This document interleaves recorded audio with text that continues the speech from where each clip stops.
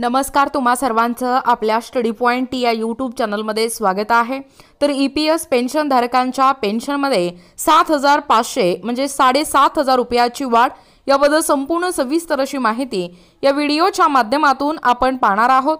तत्पूर्वी तुम्ही जर आपल्या स्टडी पॉइंट टी या यूट्यूब चॅनलवरती जर नवीन असाल तर आपल्या या चॅनलला लगेचच लाईक आणि सबस्क्राइब करायला विसरू नका। चला तर मग वेळ वाया न घालवता EPS पेन्शन धारकांच्या पेन्शनमध्ये तब्बल किती रुपयाची वाढ झालेली आहे ते या ठिकाणी आपण जाणून घेऊया। बघा, या ठिकाणी तुम्ही टायटल पाहू शकता। टायटल काय आहे बघा, EPS पेन्शन धारकांच्या पेन्शनमध्ये 7,500 रुपयाची वाढ। बघा, EPS पेन्शन अपडेट काय आहे। आजच्या धकाधकीच्या जीवनात प्रत्येक व्यक्तीला निवृत्तीनंतरच्या काळाची चिंता असते आणि या चिंतेवर एक प्रभावी उपाय म्हणून भारत सरकारने कर्मचारी पेन्शन योजना, ज्याला आपण EPS म्हणतो, ही सुरू केली आहे आणि ही योजना खाजगी क्षेत्रातील कर्मचाऱ्यांसाठी आर्थिक सुरक्षेचे एक महत्त्वपूर्ण साधन बनली आहे। या व्हिडिओच्या माध्यमातून आपण या योजनेची सविस्तर अशी माहिती या ठिकाणी आपण जाणून घेणार आहोत। बघा, कर्मचारी पेन्शन योजनेची मूलभूत संकल्पना। कर्मचारी पेन्शन योजना ही कर्मचारी भविष्य निर्वाह निधी या संघटनेद्वारे म्हणजे EPFO चालवली जाणारी एक महत्त्वाकांक्षी योजना आहे। या योजनेचा मुख्य उद्देश खाजगी क्षेत्रातील कर्मचाऱ्यांना त्यांच्या निवृत्तीनंतर नियमित मासिक उत्पन्नाची सुरक्षा देणे हा आहे। विशेष म्हणजे ही योजना केवळ कर्मचाऱ्यांनाच नव्हे तर त्यांच्या कुटुंबियांनाही आर्थिक सुरक्षा प्रदान करते। बघा, पात्रता, निकष आणि महत्त्वाच्या अटी काय आहेत। या योजनेचा लाभ घेण्यासाठी काही महत्त्वाचे निकष तुम्हाला पूर्ण करणे आवश्यक आहे। सर्वात महत्त्वाची अट म्हणजे किमान 10 वर्षाची सेवा पूर्ण करणे। या कालावधीत कर्मचाऱ्यांचा PF खात्यात नियमित योगदान होणे आवश्यक आहे। कमाल सेवा मर्यादा 35 वर्ष निश्चित करण्यात आली आहे। सामान्यतः वयाच्या 58व्या वर्षी कर्मचारी पेन्शनसाठी पात्र ठरतो। बघा, पेन्शनची रक्कम आणि गणना पद्धत कशी असणार आहे। EPS अंतर्गत मिळणाऱ्या या पेन्शनची किमान रक्कम 1,000 रुपये निश्चित करण्यात आली आहे। प्रत्यक्ष पेन्शनची रक्कम काढण्यासाठी एक विशिष्ट सूत्र या ठिकाणी वापरले जाते।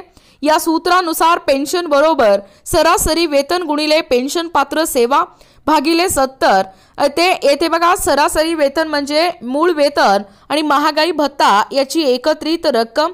ही पद्धत पारदर्शक असून कर्मचाऱ्यांना त्यांच्या भविष्यातील पेन्शनची रक्कम अंदाजे काढता येते। बघा, लवकरच निवृत्तीचा पर्याय। या योजनेत लवकर निवृत्तीचाही पर्याय या ठिकाणी उपलब्ध आहे। कर्मचारी वयाच्या 50व्या वर्षानंतर आणि 58व्या वर्षापूर्वी पेन्शन घेण्याचा निर्णय घेऊ शकतात।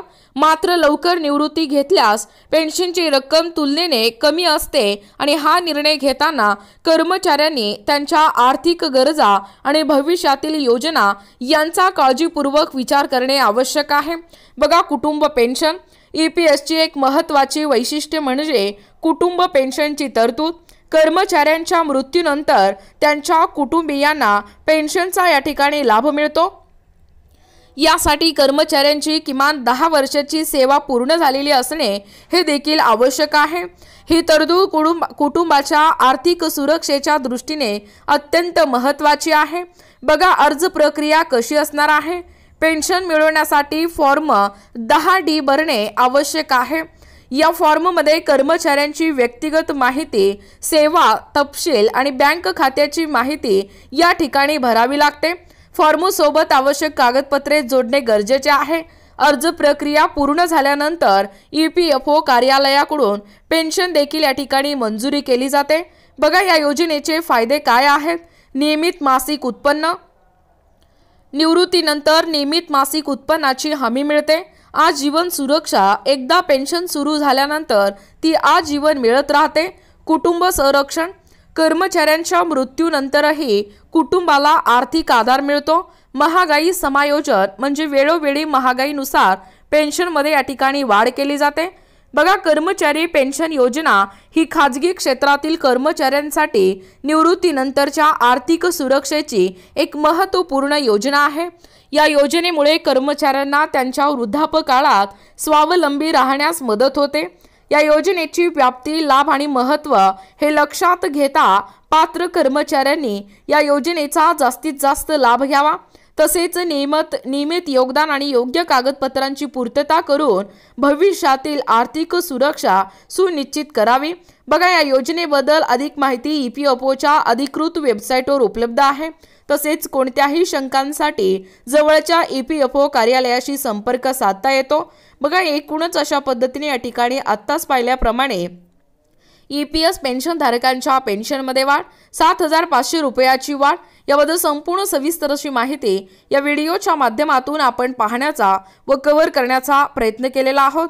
अशाच प्रकारचे नवनवीन अपडेट पाहिजे असतील किंवा तुम्ही जर कोणत्याही स्पर्धा परीक्षेची तयारी करीत असाल किंवा तुम्हाला जर आमच्या अध्यापनाचे व्हिडिओ आवडत असतील किंवा तुम्ही जर आपल्या स्टडी पॉइंट या YouTube चॅनलवरती जर नवीन असाल तर आपल्या या चॅनलला लगेचच लाईक आणि सबस्क्राइब करायला विसरू नका।